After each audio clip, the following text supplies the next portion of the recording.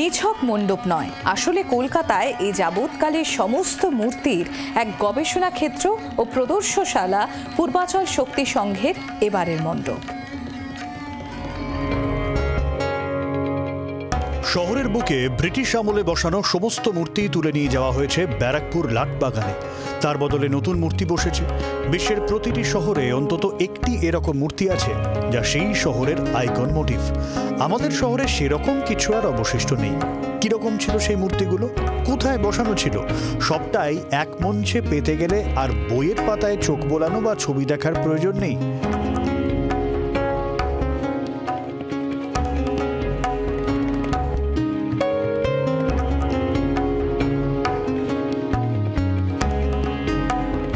কলকাতা শহরের তেমন তো কোনো সাইনেজ নেই, বিশেষ করে স্বাধীনতার পরবর্তী সময়ে সেরকম কোনো সাইনেজ এখনও তৈরি হয়নি, কারণ আমরা শহরটাকে দিকেই খুব ভালো মতো ঘুরে তাকাই না।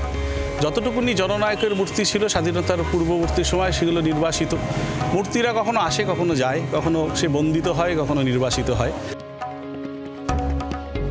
যেতে হবে পূর্বাচল শক্তি সংঘের ১৬তম বর্ষের পুজো মণ্ডপে। থিমের নাম কলকাতার মূর্তি কথা। সব থেকে বড় আকর্ষণ দেবীর মূর্তি। ভিক্টোরিয়া মেমোরিয়াল চত্বরে কোনো না কোনো সময় পা রাখা মানুষকে অনেক স্মৃতি কথা মনে করিয়ে দেবে এই দেবী মূর্তি। সব মিলিয়ে পূর্বাচল শক্তি সংঘের এবারের মণ্ডপ একটা নিছক মণ্ডপ নয়, নিছক বিনোদন নয়, নিছক দুর্গাপুজো দেখার আনন্দ নয়। এই মণ্ডপ আস্ত একটা গবেষণা। এই গবেষণার মধ্যে যে দর্শক যতটুকু গ্রহণ করতে পারবেন, তাই যদি তিনি যদি মনে রাখেন এই কলকাতা শহরের মূর্তির যাবতীয় ইতি কথা, তাহলেই শিল্পী তার নিজের পরিশ্রমকে সার্থক বলে মনে করবেন, দাবি স্বয়ং শিল্পীর। জি ২৪ ঘন্টার জন্য ক্যামেরায় নবীনের সঙ্গে অয়ন, কলকাতা। বাংলার আওয়াজ, বাঙালির আবেগ, জি ২৪ ঘন্টা।